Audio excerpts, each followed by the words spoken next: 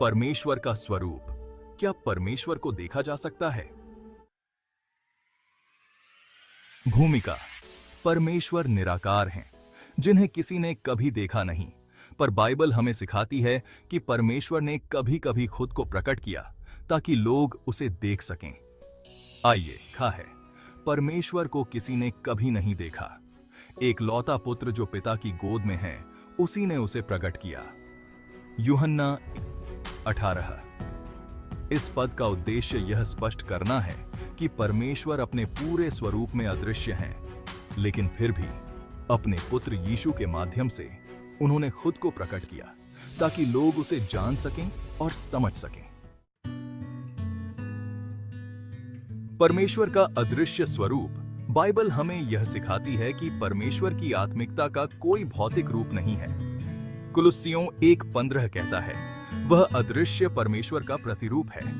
इसका मतलब यह है कि परमेश्वर को उसके पूर्णता के रूप में किसी ने नहीं देखा, क्योंकि वह आत्मा है। लेकिन बाइबल के कई स्थानों में हम देखते हैं कि परमेश्वर ने समय समय पर अपने आप को प्रकट किया ताकि लोग उसे समझ सकें। उदाहरण के तौर पर निर्गमन 33:20 में लिखा है, तुम मेरा मुख न देख सकोगे, क्योंकि मनुष्य मुझे देखकर जीवित न रहेगा।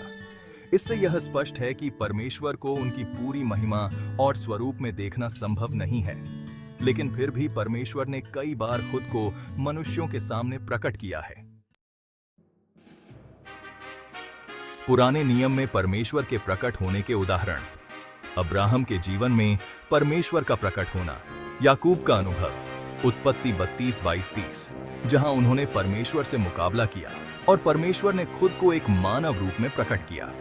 इन घटनाओं को थियोफनी कहा जाता है, जहां परमेश्वर ने मानव रूप धारण किया ताकि लोग उन्हें देख सकें। इसका अर्थ यह है कि परमेश्वर कभी कभी ऐसे रूप में आते हैं जिसे लोग बिना किसी खतरे के देख सकें, क्योंकि परमेश्वर का असली स्वरूप इतना शक्तिशाली और प्रचंड है कि उसे देखना मनुष्यों के लिए संभव नहीं है।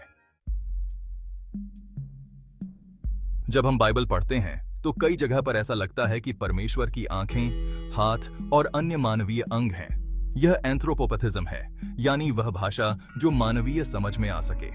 बाइबल में कई जगह परमेश्वर के लिए ऐसी भाषा का उपयोग होता है ताकि हम जो सीमित हैं उसे समझ सकें। उदाहरण के लिए उत्पत्ति 1:3-4, परमेश्वर ने कहा और परमेश्वर ने उजियाले को देखा।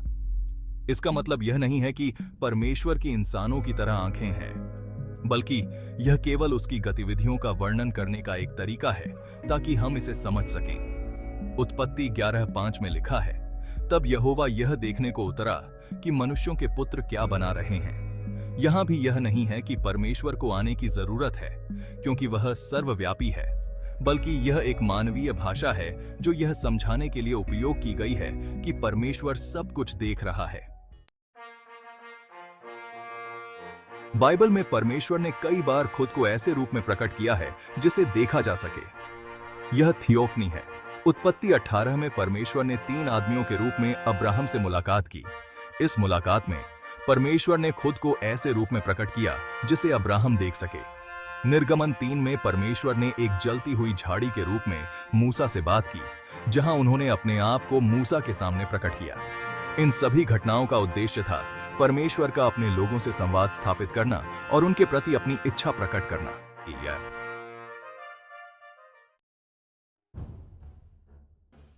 यूहन्ना 1:14 कहता है, वचन देहधारी हुआ और हमारे बीच में वास किया। इसका मतलब यह है कि परमेश्वर ने यीशु मसीह के रूप में खुद को इस संसार में भेजा ताकि हम उसे समझ सकें और जान सकें। मत्ती 1:23 में यीशु को इम्मानुएल कहा गया है, जिसका अर्थ है परमेश्वर हमारे साथ। यह परमेश्वर का सबसे बड़ा प्रकटीकरण है, जहां परमेश्वर ने खुद को एक मानवीय रूप में हमारे सामने प्रकट किया। यह बात स्पष्ट है कि परमेश्वर को उसकी पूर्णता में किसी ने नहीं देखा। वह आत्मा है और किसी भी भौतिक रूप में सीमित नहीं है, लेकिन परमेश्वर ने अपने लोगों से संवाद करने और अपनी योजना को प्रकट करने के लिए कई बार खुद को भौतिक रूप में प्रकट किया है। ये रूप ऐसे थे जिन्हें लोग देख सकते थे, लेकिन यह परमेश्वर के असली स्वरूप का प्रतिबिंब नहीं था। यीशु मसीह के रूप में परमेश्वर ने हमें दिखाया कि वह हमारे बीच रह सकते हैं और हमें अपने प्रेम और उद्देश्यों को प्रकट कर सकते हैं। यीशु का आना परमेश्वर के अदृश्य स्वरूप का सबसे बड़ा प्रकटीकरण था, ताकि हम उसे जान सकें, समझ सकें और उसके साथ संबंध बना सकें। ध्यान देने योग्य बात, परमेश्वर आत्मा है और उनकी आराधना आत्मा और सच्चाई से ही होनी चाहिए।